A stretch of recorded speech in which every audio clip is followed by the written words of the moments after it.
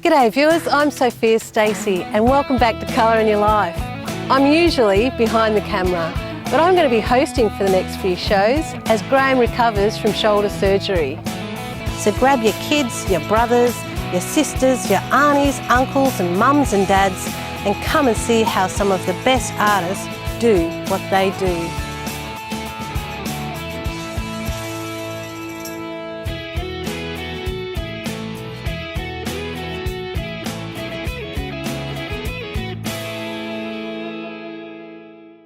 Well, hi viewers and welcome back to Colour in Your Life. We're in Plenty in Victoria today and I'd like to introduce you to Moren Crawford. Maureen, welcome to the show. Thank you, Sophia.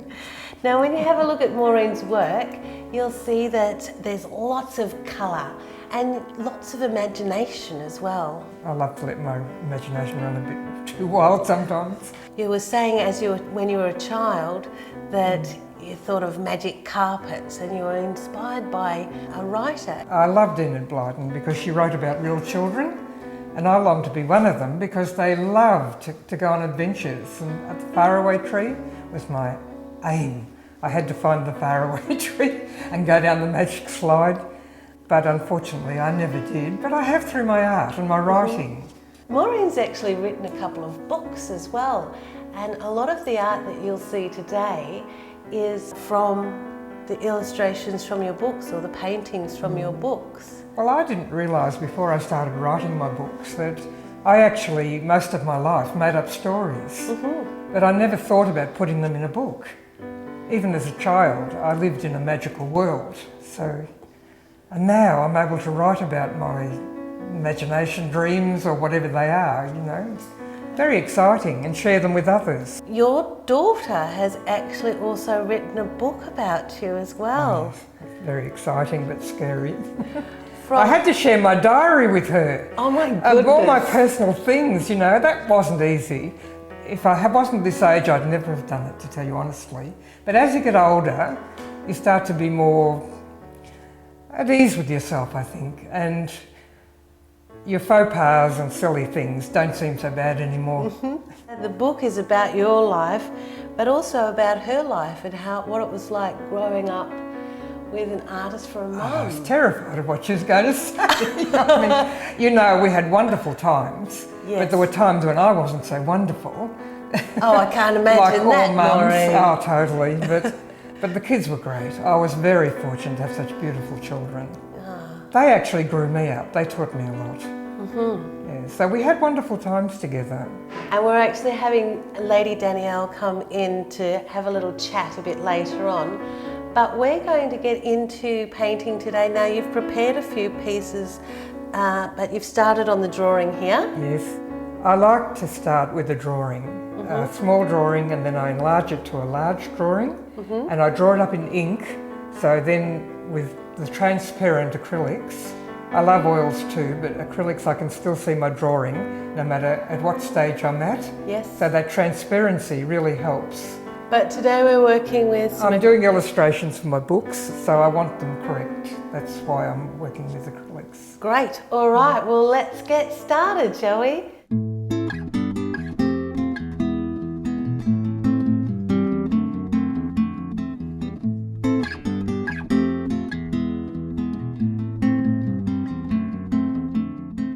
Okay, Maureen, well I can see that you've popped up your second piece. What sort of paints have you got there? I use acrylic paint, a warm and a cool of each colour, like basic colours, basic yellow, and then a lemon, which is the warm and a cool of the yellow. Yes. I use ultramarine blue and a phthalo turquoise, which is a warm and cool of a blue. Yes. That's more to the green.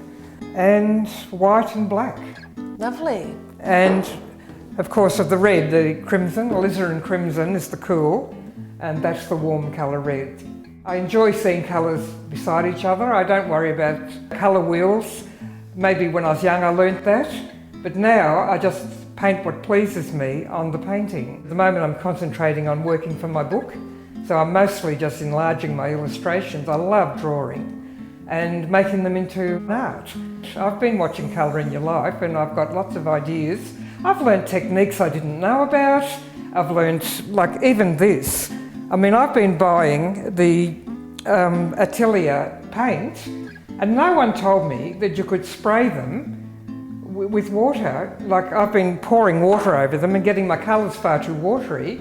This gives a very fine spray and stops your colours drying so quickly. Looks like you're using just plates for your palette there. This is what I like to use, because I can just pop a plate over the top and keep the colours moist. Oh, good idea. Give them a spray and that keeps them moist, and then when I want to go back to that colour, then, because quite often when I'm starting a painting, I don't have it quite so orderly. You know, I might decide on the pink and the blue beside it or something like that, but then I might work over the other side. Let's have a look and see you get some of these paints on the canvas. But you're just blocking in at the moment. I'm just blocking in flat colours all over. Great. That's a beautiful colour too, isn't it? Yes, I love turquoise, it's beautiful. One of my favourite colours, although I think I love all colours. It depends on the day. Now, we were talking about when you started art when you were a child and the inspirations that you had, but you've had a long and successful career, starting in the 70s, doing commissions for portraits and landscapes. Well, I painted a lot of children because people love portraits of their kids, and I really do enjoy painting children because as the children grow older, the people love the portraits more, whereas adults, it takes them a long time to grow old and love their portraits. Oh, interesting. I'm not really into portraits as such. I love painting people sometimes, but I enjoy painting lots of different things. I love the world, I love nature, I love my imagination.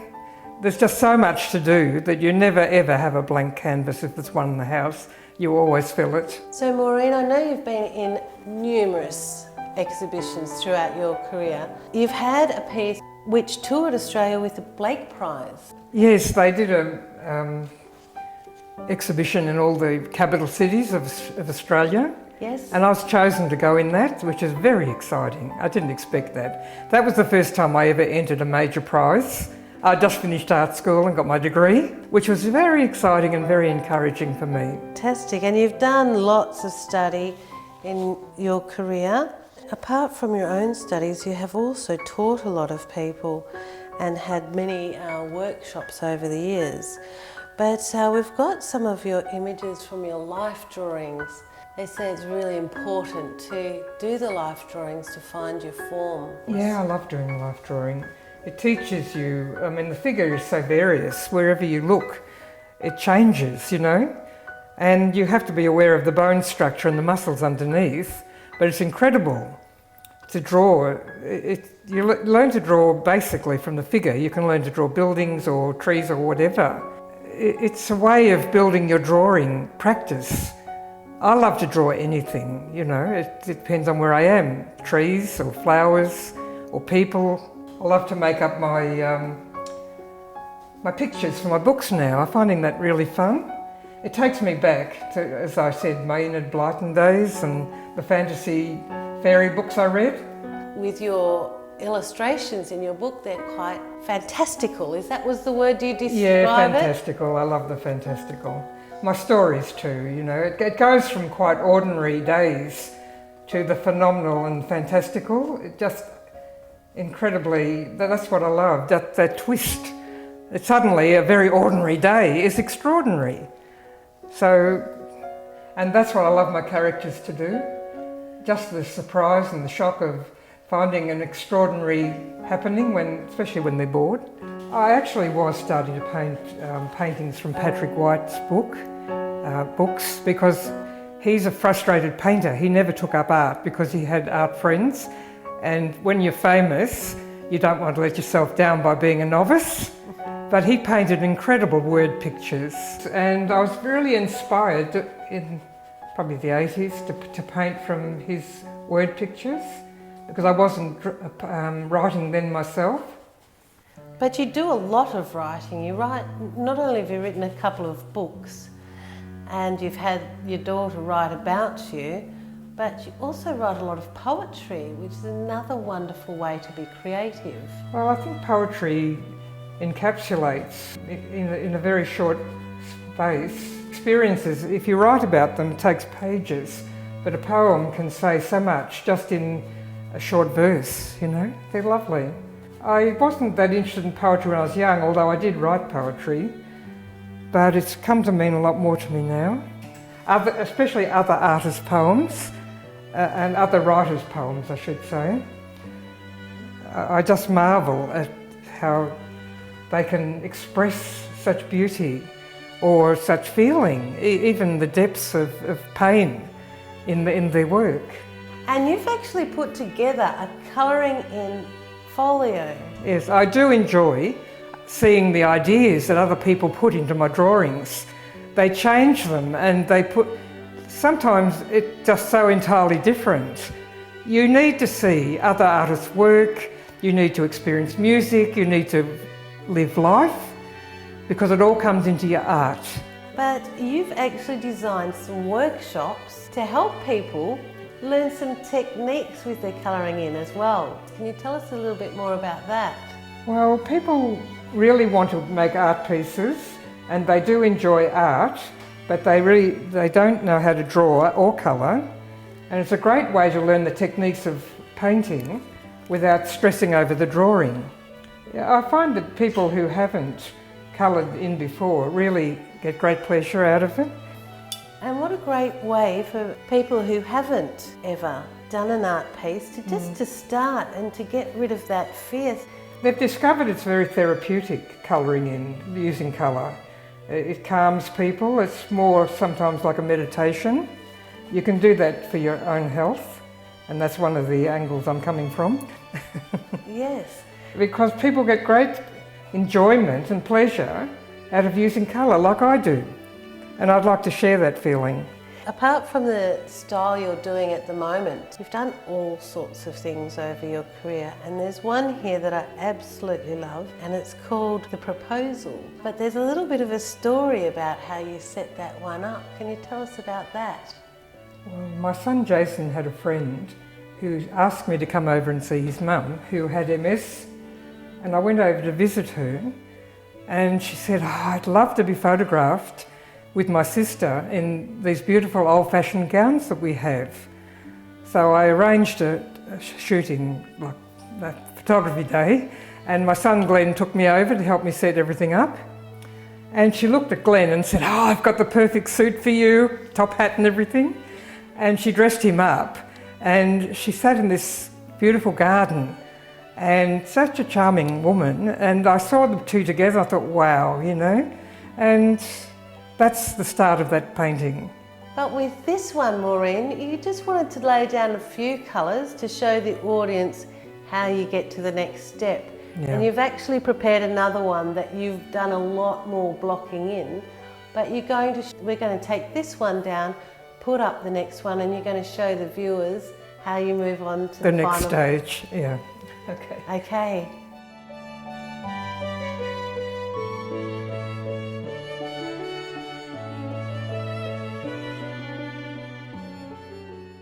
Okay, viewers, before we go back and see Maureen finish off her painting, I'd like to introduce you to Lady Danielle Simone. Welcome to the show. Thank you very much.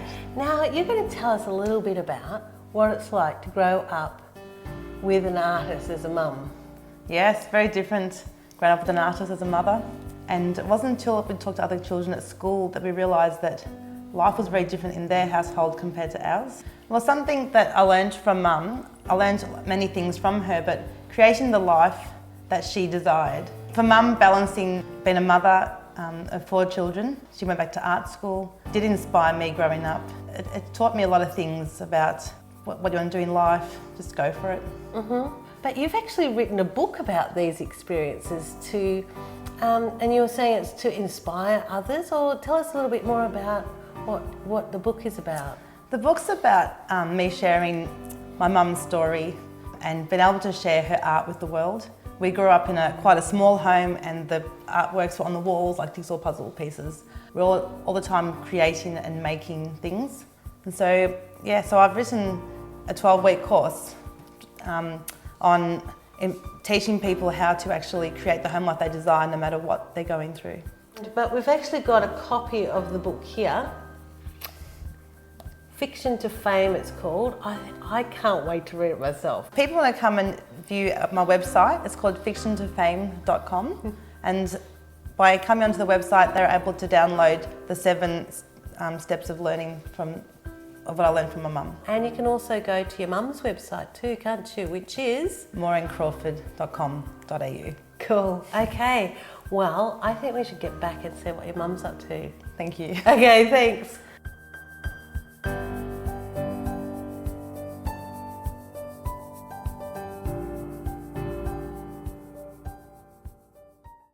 Okay, viewers, as you can see, we've come back and Maureen's put up the other piece that she's still got quite a bit of work to do to take us through to the last piece. So Maureen, you're just putting some white on in there now? Yes, I completely highlight every bit of flat painting. All the highlights are put on first, and then I punch the darks in last. Now, you were telling me about one of your childhood memories of going to the Royal Melbourne Show. Oh yes, we loved the show.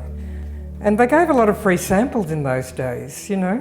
It was an exciting experience. And they had a few rides, like I loved to go on the Ferris wheel at night and see all the lights. It was great, so exciting. You've got a pastel that you did of the Melbourne Show.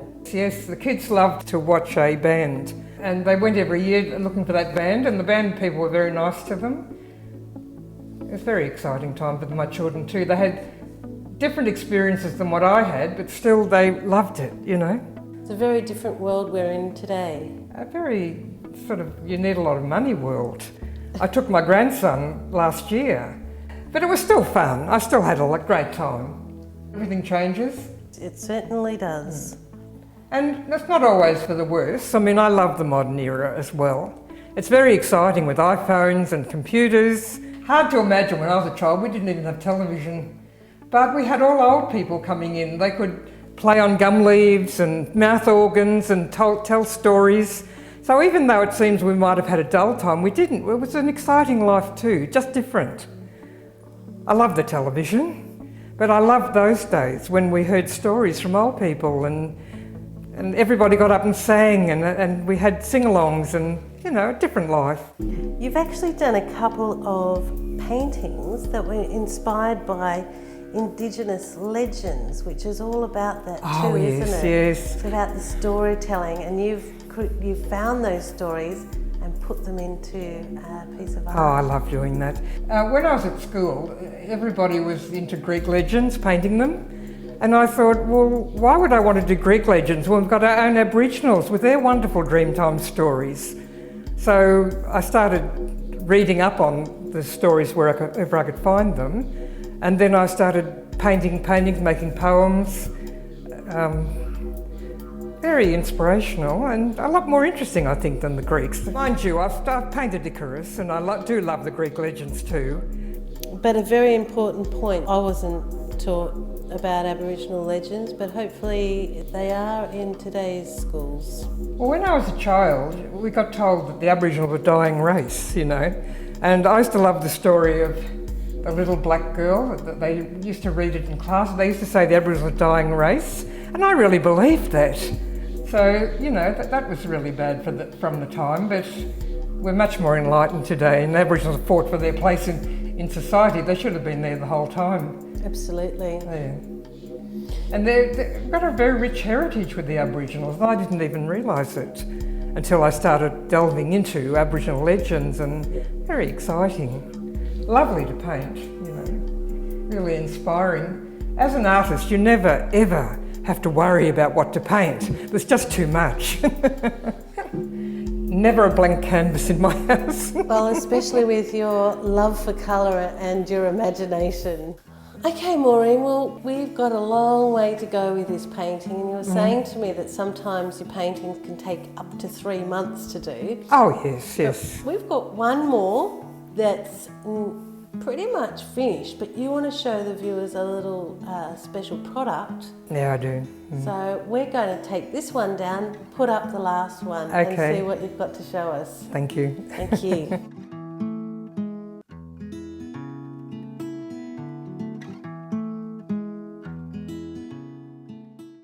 Right, I'd like to show you a great find. This was a big discovery for me as an artist. I love oils because you can paint over them, you can change them. When you're doing portraits, if you get the nose or the eyes wrong, or you've got the ear too high, you can just paint over it. But with acrylic, they're so transparent you can see through them. And I found with the portraits of my characters, sometimes I wouldn't be happy with the face. It just wasn't the face of the person. The nose was wrong, or the chin was wrong. Just something was wrong. And I thought, what can I do? Do I have to retrace it all and repaint it all? And I decided to look in the art shop. And I saw this, unlocking formula. And I said to the girl, what's this? And she said, you can take acrylics off with that. Hallelujah. I was so happy. And I came home and I rubbed a whole nose and an ear off my portrait. With this, I put onto Kleenex or cotton wool and I rubbed it on the painting and the paint magically disappeared, and including the pen lines. So I could redraw the whole face. Fantastic. And repaint it. And I've used it ever since. I love it. Even if I do a wrong colour, like a colour doesn't look right, if that pink, if I thought, no, I don't like that pink, I would like that teal blue, I could actually take it off even weeks later with that, just rub it off and repaint it. So you're going to show us how, just for the example today, how to put that on and put your signature on. Now probably I'd need a little bit of a shade of a colour, but I won't today. I'll just write on it because you can see what I do. Yes. Yeah, I'll paint a pale colour over the signature later. Yes. Not to have it quite so white, competing with the rest of the painting. And you're just going to sign it with a texter there. Yes. Voila, there we are. There you are.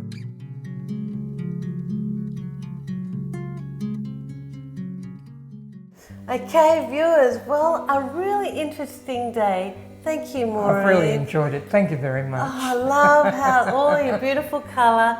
And as you can see, Maureen showed us a couple of little techniques today. We didn't do a lot of painting, but we had a lot of stories.